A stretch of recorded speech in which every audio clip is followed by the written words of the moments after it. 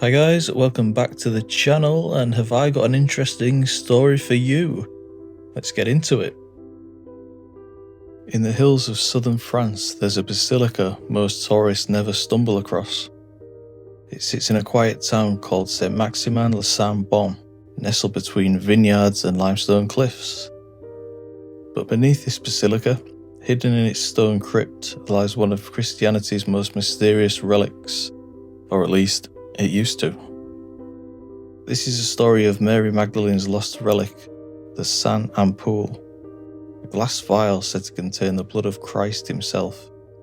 And the best part? It was found, preserved, guarded for centuries. Then in 1904, it vanished without a trace. So let's go back to the 13th century. In the year 1279, King Charles II of Anjou ordered an excavation beneath a crumbling church in Provence, France. For years there had been rumours and whispers of an ancient tomb hidden beneath the altar, one that held the bones of someone deeply important, and what they found astonished everyone. Inside a marble sarcophagus were human remains, carefully wrapped in silk. Resting with them was a wooden plaque, inscribed in Latin, "Here lies the body of the blessed Mary Magdalene," the woman who, according to tradition, travelled to southern France after the crucifixion to preach and live a life of penance in the wilderness. Following the discovery, a magnificent basilica was built over the old church. The Basilica of Mary Magdalene, of course. Today it's the largest Gothic building in Provence, France, and it was constructed specifically to house the relics of Mary Magdalene.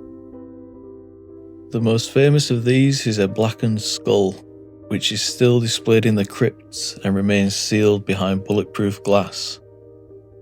Surrounding the skull are strands of medium dark hair, likely from the same individual. Forensic assessment placed her as a Mediterranean woman, aged around 50 at the time of death. The gilded reliquary was crafted around 1860, as indicated by the inscription on its back. The reliquary itself is a stylized torso, a decorative mantle with flowing hair, held aloft by 4 gilded angels supporting the structure at the corners. On the 22nd of July each year, the skull's face is covered by a golden mask.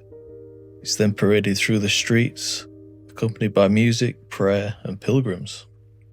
Beneath the skull is a small capsule, a relic known as the Noli Me Tangere, or in English, the Touch Me Not, believed to be the exact spot on her forehead where Christ touched her after rising from the tomb. Other relics were found, such as a tibia, part of a leg bone, which was stolen while on tour in Salt Lake City. And then there was a Saint Ampoule. The Saint Ampoule, or Holy Ampoule, was a small glass vial found during the same 1279 excavation. Inside it, a reddish clay-like substance. Local records describe it as earth from Golgotha, the site of Christ's crucifixion, soaked in the blood of Jesus. The legend goes that Mary Magdalene, standing at the foot of the cross, collected the earth in mourning. It said that the contents of the ampoule would liquefy every Good Friday, the day commemorating Christ's death. Some claim it even gave off a sweet, heavenly scent when opened. The relic was kept in the crypt near a skull, only brought out for special occasions, and viewed by pilgrims, monks, and royalty. It wasn't just sacred, it was a miracle in a bottle. But then in October of 1904, that said miracle went missing. Sometime during the night between October 6th and October 7th, the Saint Ampoule was stolen. The reliquary had been broken into, and glass shards left everywhere. There were no signs of a break-in, no witnesses, no fingerprints. And most unsettling of all, no trace of the vial has ever been found. Theories still wail to this day. Was it taken by an obsessed collector, a black market relic hunter? Or was it hidden away by clergy for safekeeping during France's increasingly anti-cleric political climate? We may never know. Now here's where this story gets a bit confusing. Some people mistake the Saint Ampoule for the Noli Me Tangere, the forehead fragment beneath Mary's skull, but they're not the same thing. The Noli Me Tangere is still very much preserved in the Basilica today. It sits inside a crystal capsule directly under Mary's skull, housed in the same reliquary. The Sainte-Ampoule, however, is gone. They were both discovered in 1279 and are both associated with Christ's Passion, but only one remains. Despite the theft, the story of the Sainte-Ampoule still captures imaginations. Pilgrims still visit the Basilica, the skull, and the cave known as the Sainte-Baume, where Mary Magdalene is believed to have spent her last 30 years in solitude and prayer. So what brings these pilgrims and believers to worship at this cave? Surely it must be something more than faith. There is something. In 1295, Pope Boniface VIII officially authenticated the relics. That same year, he returned the jawbone from Rome, which somehow ended up there before the 1279 discovery by Charles II. In more recent times, thanks to forensic facial reconstruction, we can see what Mary, or at least the skull, looked like.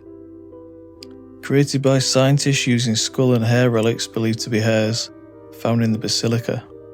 The reconstruction, produced by 3D computer modelling and forensic techniques, depicts a woman with a pointed nose, high cheekbones, a round face, with dark hair and a Mediterranean appearance. Scientists use a combination of photogrammetry, high magnification lenses, and a scanning electron microscope to analyse the relics. They created a 3D computer model of the skull and then reconstructed its facial features, including the muscles and tissue, using forensic techniques.